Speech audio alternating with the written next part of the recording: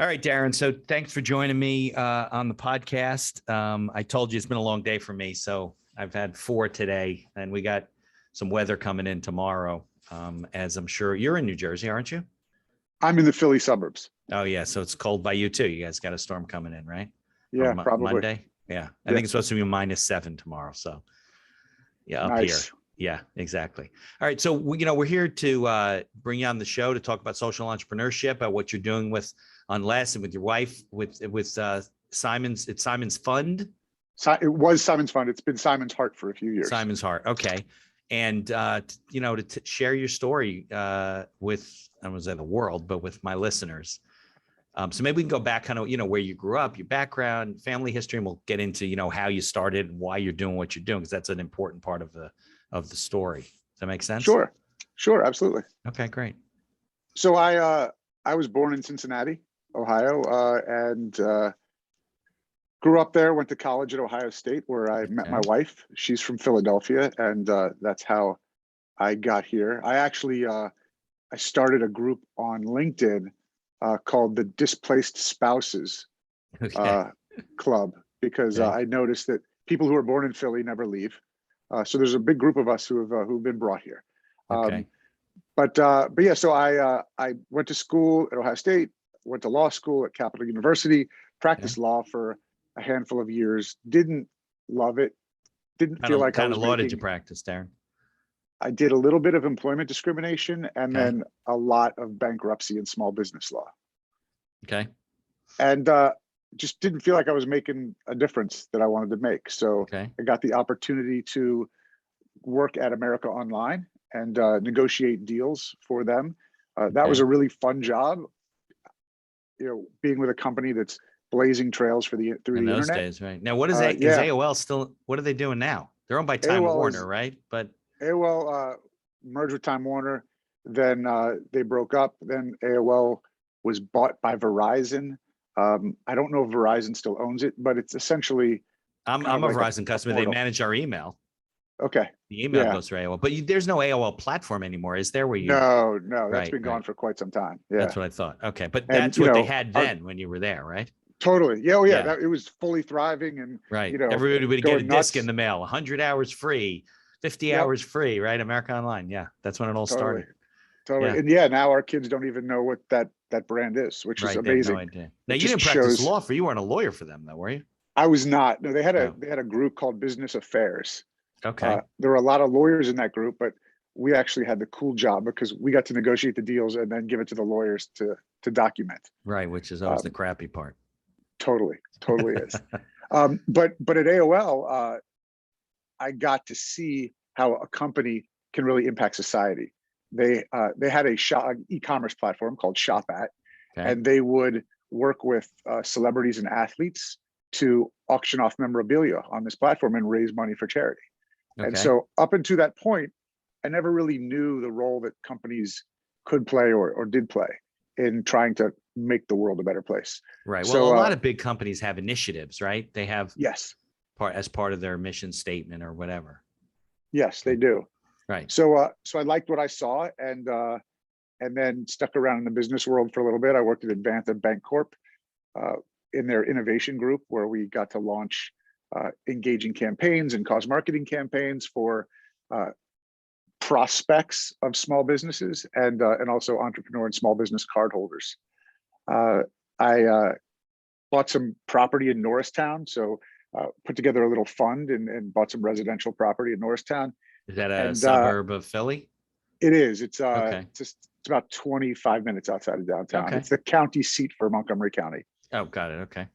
And then, on a personal level, in 2005, our second child, Simon, did not wake up from a nap. And so that kind of occupied my time and redirected my life. Simon's Heart is now 17 years old. Simon would be 17. And we ran it on nights and weekends for about 7 years. And then I left my job and became a full-time executive director. And I did that for 8 years. And we have had a really great impact on trying to educate families about sudden cardiac arrest in kids. It's not just an adult thing. It's linked to SIDS deaths, and it's also linked to stories we hear about student athletes who collapse and die while playing sports. So it was just So- a freak thing. It wasn't no Well- explanation as to why he had. Yeah, so originally when he Cardiac passed arrest? away, Yeah. there was nothing that could be seen. So Right. the prognosis was SIDS, That's what they sudden always infant say, death right? syndrome, which Yeah. is really just a term that means we don't know why your baby died. Right. There are studies that continue to be done as to like why that happens, but fortunately for us, our pediatrician told us to get our hearts checked, and as a result of that, my wife was diagnosed with an electrical condition called long QT syndrome. Okay. And there's data out of the Mayo Clinic research to show that somewhere between 10 to 15% of all SIDS deaths can be attributed to long QT syndrome. So And that's something inherited. It's inherited. Yeah. it's Genetic. mostly inherited, but it could also be acquired. There are some drugs that can interact with each other and create your heart rhythm to be abnormal. Okay. And so with that information, we embraced it and said, you know what, the long QT is detectable and treatable. And in America or anywhere, quite frankly, babies and kids shouldn't die from detectable and treatable heart conditions. So we started providing free heart screenings for students in the greater Philadelphia area. Now, We partnered- that's the problem, right? There's no screening. Like there's no reason why they're going to test or check, and they should. Correct. Yeah, you can certainly attack it and prevent it by screening kids. Right. But there's a big group of people who think that that's too expensive and not accurate enough. Right. But then you can also not necessarily prevent the event from happening, but prevent the death from occurring. And you do that by making sure people know how to do chest compressions and that there are automated external defibrillators around. Well, if you tested the parents, I don't know, maybe that's expensive too, and you knew that one of them had the syndrome, then it would be something to watch with the children, right? Yes, absolutely. Or, you could even just test the mothers who are getting exams the 9 months of their pregnancy. Right. So Is it a so blood there's- test? Is it a heart test? How did they? It's an EKG exam. Oh, So okay. it's fine. it's stickers on your chest. Right. Which they're probably doing anyway, right? For different reasons. Yeah. Yeah. So we started doing the screenings.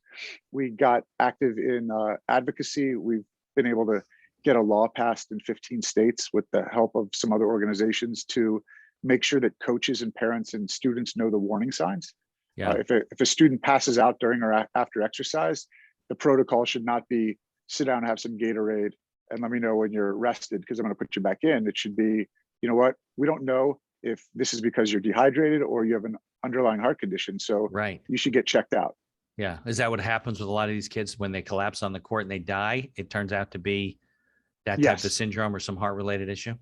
Almost always it's a cardiac event.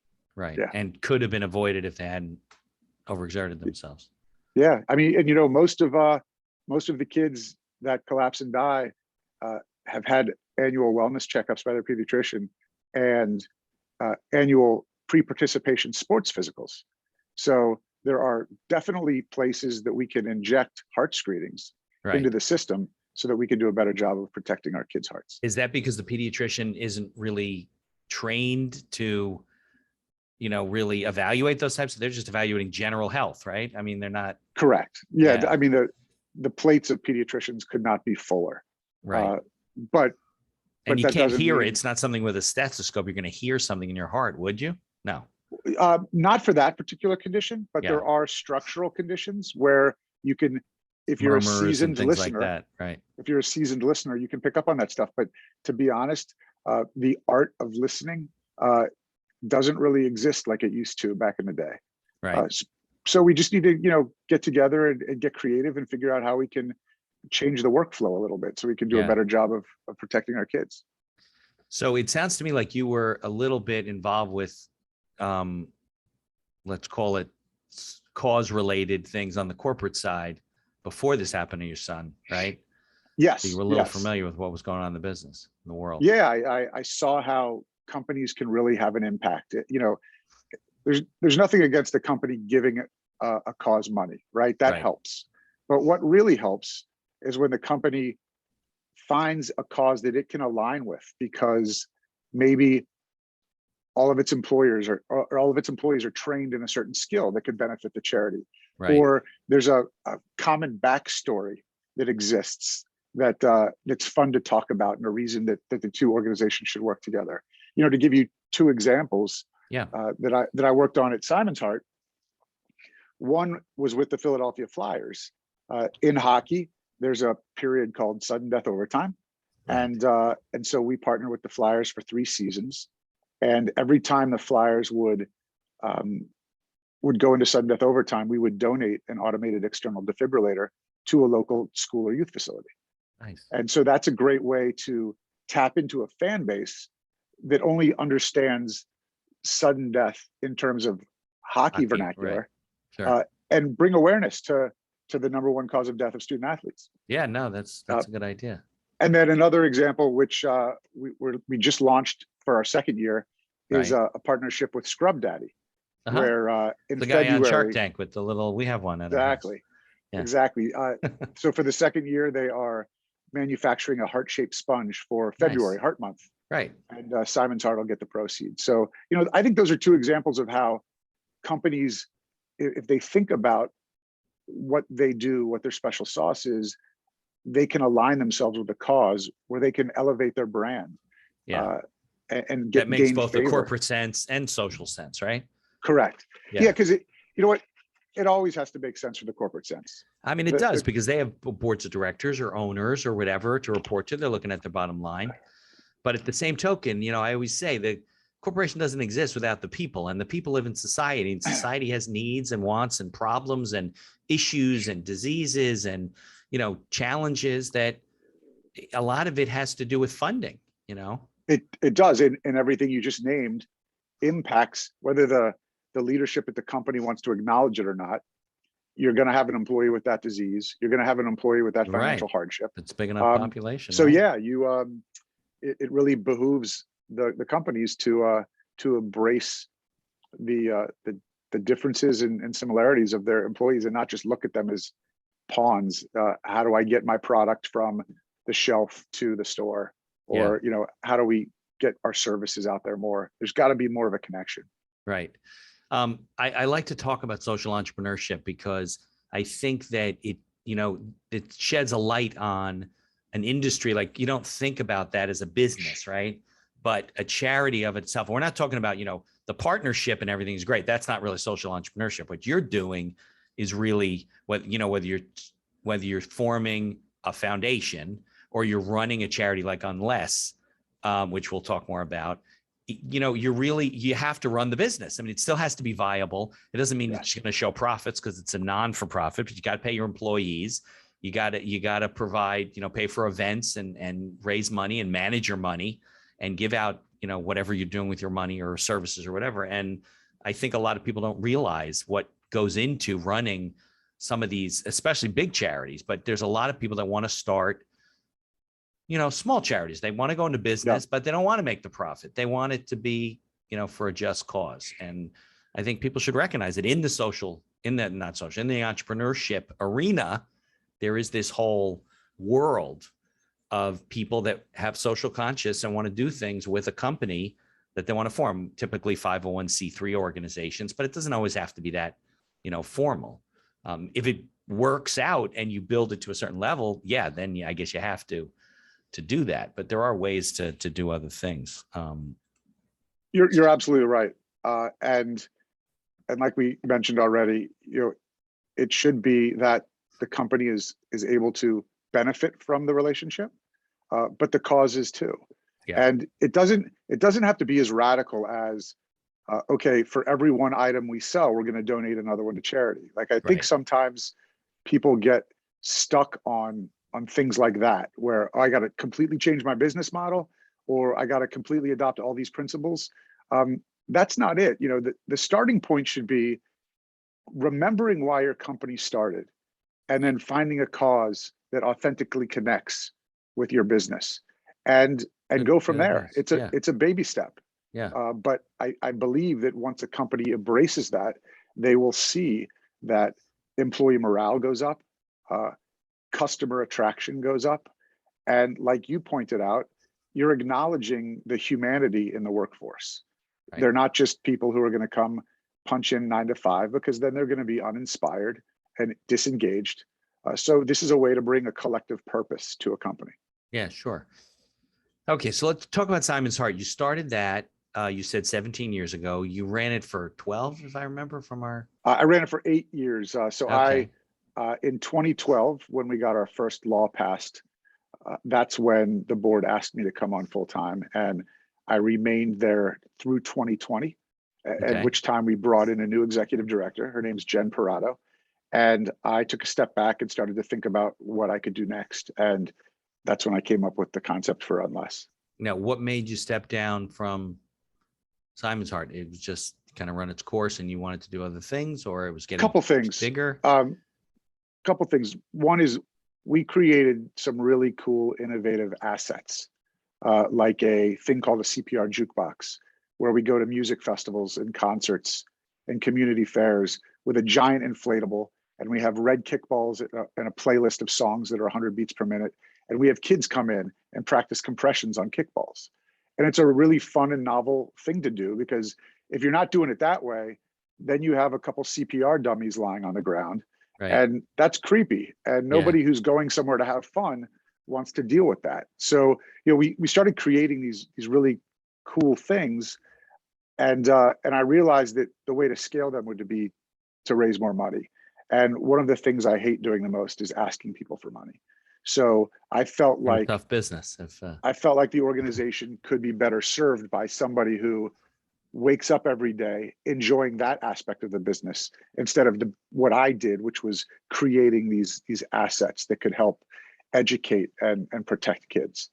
So that was kind of the business reason. The personal reason, though, was it was all consuming. We all know workaholics, Right.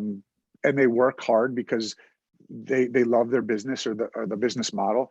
And I did for Simon's Heart, but it was also the time that I was spending with my lost child. And so I felt like it would be healthier for me personally to take a step back, stay on the board, still be very involved, but not have to live and breathe it 24 hours a day. Got it. So you're still on the board and you still got your finger on the pulse a little bit, but. Yeah. I mean, I'm still pretty active in the advocacy piece. Mhm. I'm obviously active in the cause marketing and social responsibility piece. But all the other stuff, Jen's doing a good job of running. Good. Okay. So take me through where Unless came from. What were you looking at to do? It's a corporate partnership program, right? Yeah. So I just, looked back at my career. I'm 51. So I've had a few days of work. I got you beat by 5 years. So 4 congrats. years. I'm 55. Now, so. And I saw that, I have decades of experience in the corporate world, and 8 years or decades of experience at Simon's Heart, 8 years running it full time. I know how the different systems operate. I know the lingo that both systems use. Right. And I've always been, regardless of whether it was for-profit or nonprofit, I've always been mission driven. So I felt like I should be doing what I'm doing now, which is helping companies become better corporate citizens. And instead of just sprinkling money around your city or the world, trying to be more intentional and authentic with your giving, so that it does a lot for your company. It improves it improves morale, it improves culture, and that your assets are leveraged to also help a cause, so that people are inspired to come to work, because there's a lot of data out there that shows that people are disconnected from their jobs. And so this is a way to turn that around. And Unless is not a charity itself. Unless is no, bringing together. It's an agency, basically, right? It's an LLC. Okay, and it's bringing together the charity and the company. Yeah, we work with the company, right, to help them kind of identify their purpose, and then find a cause that aligns with it, and then propose a program, and then execute the program. And if the company's big enough that it has, marketing assets and all the other little things that need to go into campaigns, we could certainly use those assets. Or if they don't, we have a network of freelancers that can help out with that. Got it. So the corporations usually the target, the prospect, Yes. where you go to them and say, hey, this is what we do. And then hopefully they're really excited about it. I think that's great. And then you go first, you do the research, figure out, okay, what's a good fit for this company? What's their mission? What fits with their employee population? What drives them? What's important to them? And then you go out and approach the charity and bring them in. I mean, you have charitable partners now that you work with, right? So yeah, yeah, that's exactly how it works. okay, good. Well, so can you give me some examples of some partnerships that have worked and what they've done? And I mean, it doesn't have to be specifically, you have to name the charity and the company, but just, what types of companies are partners with, what types of charities? Sure. Yeah, I can give you 2 examples. Okay. So I worked with a company called Rosati Ice. Okay. It's over 100-year-old company in Philadelphia. They their owner is a vet, and one of their supervisors is a vet. So we created a GoFundMe campaign to, this was right when COVID broke, and they were actually having some financial issues because most of their contracts are with schools. So the concept was we would leverage their connection with the veteran community and do a GoFundMe campaign where if people would donate $3 to the campaign to help keep the workforce intact. Rich didn't lay off anybody. They would also donate a cup of water ice to a veteran facility. So they were able to raise $30,000 and donate a whole bunch of water ice to veterans hospitals, veterans outposts, things like that. Okay. That was a short-term program to try and keep them in business. That's typically not how I like to operate. I like it to be much more thoughtful. I like the campaigns to be much more sustainable. So one of the campaigns I'm working on now with the National Lacrosse League is that they are really leaning into the heritage of the game, which comes from the indigenous people. The game of lacrosse was created over 1,000 years ago by Native Americans in Canada and the United States. And so a lot of people don't know that. So I didn't know that. No. We can use that as a way to introduce the world to yet another contribution made by indigenous people. And then also use the platform of the National Lacrosse League to educate the public and the fans about the hardships that community faces. Right. And they're quite a few. And, I was shocked and enlightened when I started working with them, because I did not realize one of the things that I learned in the past couple months is that there was a system in place in both Canada and the United States where indigenous children were taken away from their families. I know. I was just sent to reading boarding about that schools recently. and residential schools. I know. And these kids, their heads were shaved. They got uniforms. They were trying to deplete any culture from these kids. Right. And a lot of the kids ended up getting abused. And now they're starting to discover unmarked mass graves of these children. Yeah. So it's, one of those things that I think first we need to acknowledge, be truthful about it, and then we need to reconcile what we have been a part of. Not you and me, maybe not our parents or grandparents, but as our nation, we have to acknowledge these kinds of things. And, we have really treated as a white people, Native American Indians terribly. This is their country, not ours. We're all immigrants. Maybe not all willingly, but we're all, and there's been, I've read about cases in the South where a white landowner could go to court, file a petition for guardianship, say that a Native American Indian, Native Americans was not competent to own his own land, owned his own business, and they would just basically rubber stamp it, take his children away, take his land, give them to the other guy. I mean, just terrible things like that. Yeah.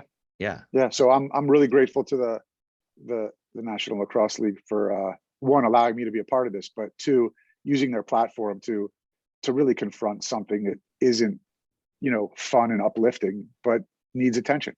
Right. Now, when did you start on Less around the time you stepped down you stepped down in 2020?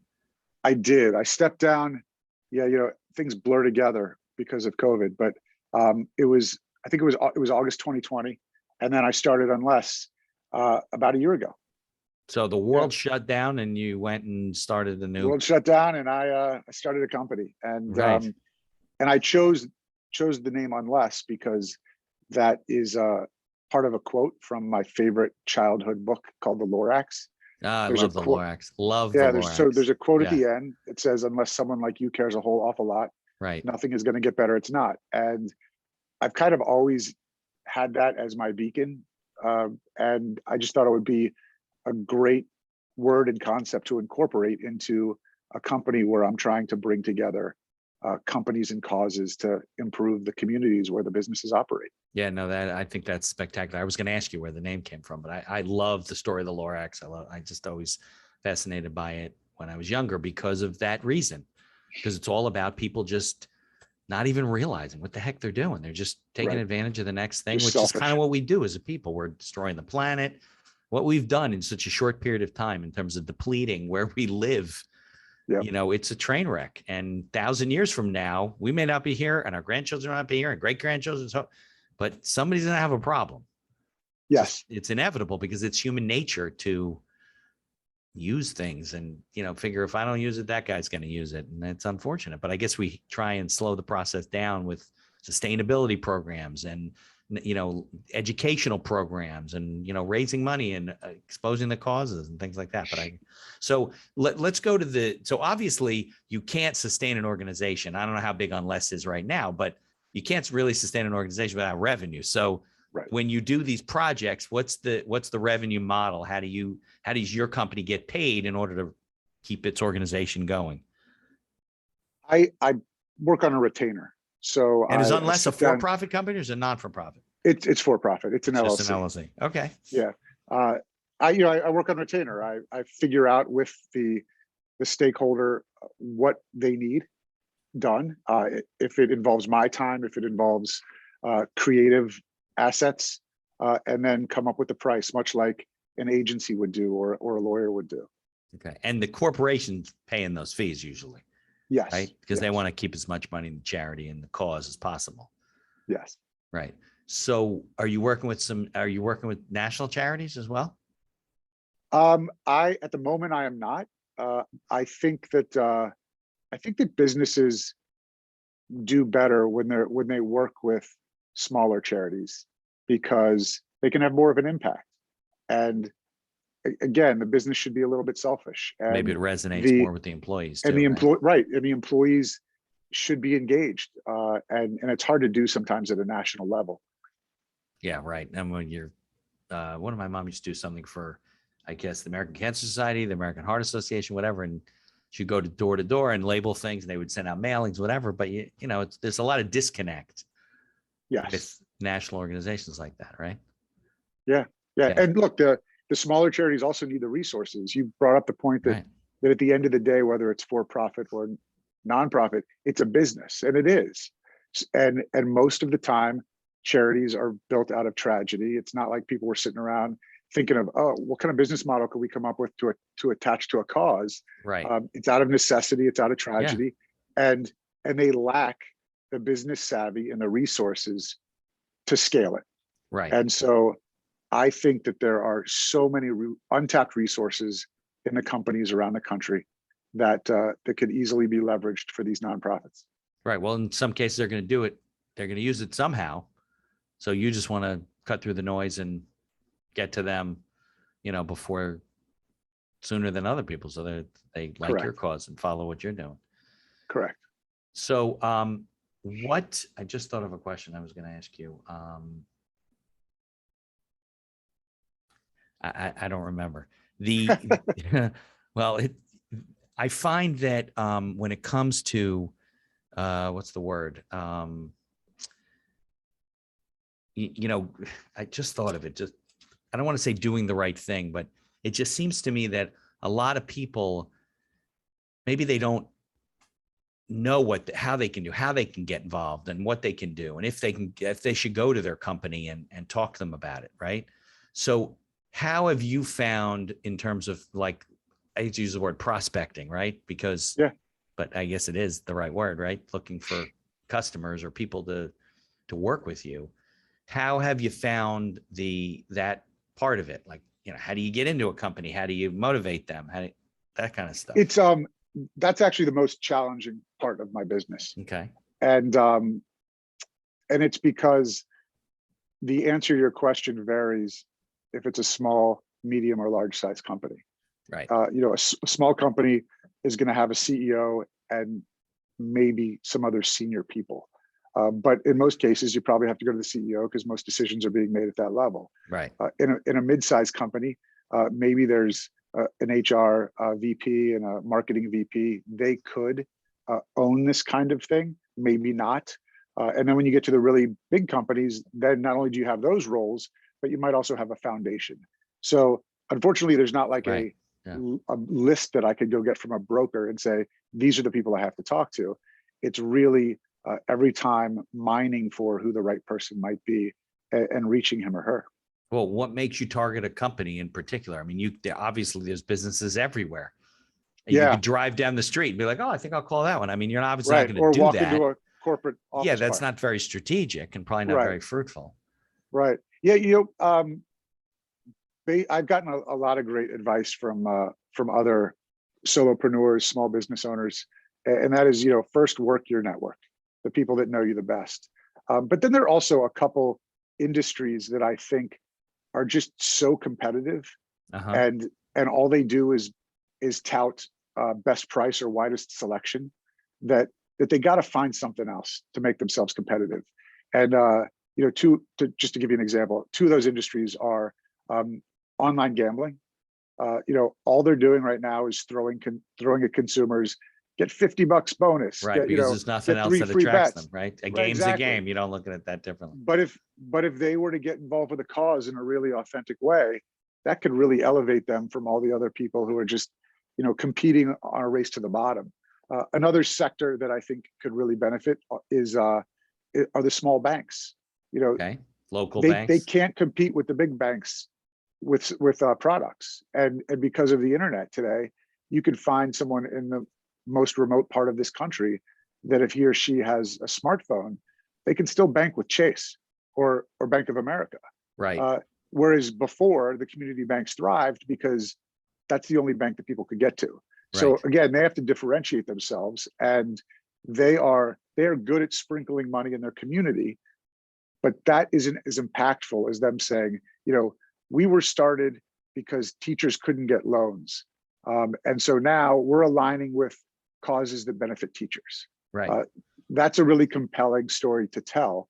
And I think that those are the kinds of things that we've been talking about. It improves morale in the workforce, and gives people a reason to do business with you, right? I mean, exactly. Yeah, absolutely. Well, that was the question I was going to ask you, because I wanted to understand, like, where do you get started? What do you do? How do you do it? How do you get it going? I know what else I was going to ask you. What are your plans? I mean, this obviously the company's in its infancy, right? Yes. You're doing this a couple of years. And what are your plans for the future in terms of, where you see yourself going? You must have strategic plans. I'm sure you're pretty good at that. So, I am, I'm just feeling my way at this point, because I could go in-house somewhere. I could merge with another type of agency, maybe a marketing agency or an HR agency, because while what I do doesn't fall squarely within their traditional offerings, it would attach very nicely. Right. Or I could, add a couple more people to Unless and kind of let it grow that way. So I'm still very much learning. I'm learning the right people to approach at the company.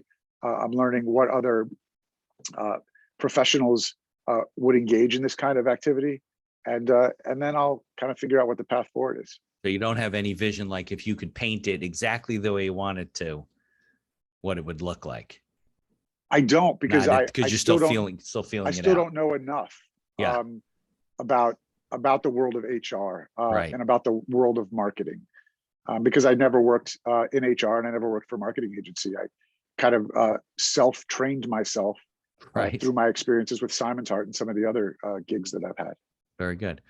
Okay. Is there anything else that you wanted to mention about Unless? Advice for people if you're starting your own business as a social entrepreneur?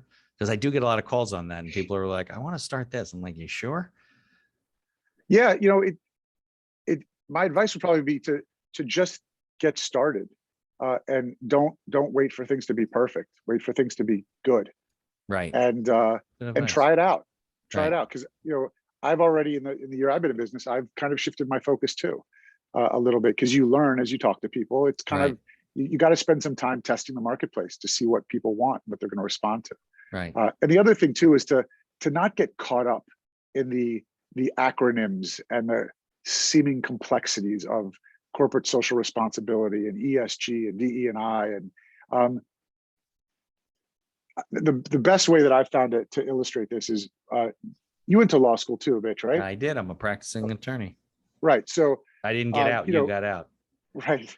So one of the confusing things that they lay on us during the first year of law school is that under the law, a corporation is a person, and that's kind of a really peculiar concept. Right.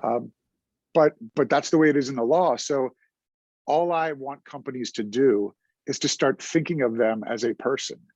So if you're gonna avail yourselves of the legal benefits of being a corporation, be a good person in society too. Right. No, that's a good message. And I think if a company starts to imagine itself being a good person, right, then all these other things, acronyms and terms, are just going to fall into place because you're doing the right thing. Okay. So how can people learn about Unless, interact with you, see what you're doing with different charities, find out about all the activities that you're getting involved with? Come visit my website. It is unless.one, O-N-E. Okay. We'll put that in the show notes. Are you on any of the social media platforms too? I am personally on LinkedIn. Okay. Yeah. But there's not a Unless LinkedIn page. No, there is, but there's not anything. There's no content on there right now. Okay. Well, Unless, www.unless.one, not .com. Yeah. O-N, right. O-N-E. Okay. Well, we will put that in the show notes. I know it's the afternoon, and I won't hold it against you that you're probably an Eagles fan and a Flyers fan, right? I'm a Giants and a Rangers fan, so I am Turnpike. I am those fans because they've been good to my cause. Right. I'm not a big professional sports guy. My allegiance goes to Ohio State football and basketball. There you go. We're Big Ten. I got a kid at Indiana and I got a kid at Maryland. So that's right. We talked about that. My daughter. Yeah, and I lived in Columbus for 2 years. We lived off of High Street up in Clintonville. So yeah. It's a great town. Columbus is a great town. So Darren, I thank you very much, and I thank Effie for introducing us. And please keep in touch. I want to see how Unless grows and what you're doing these days. Absolutely. Thanks for having me on your podcast.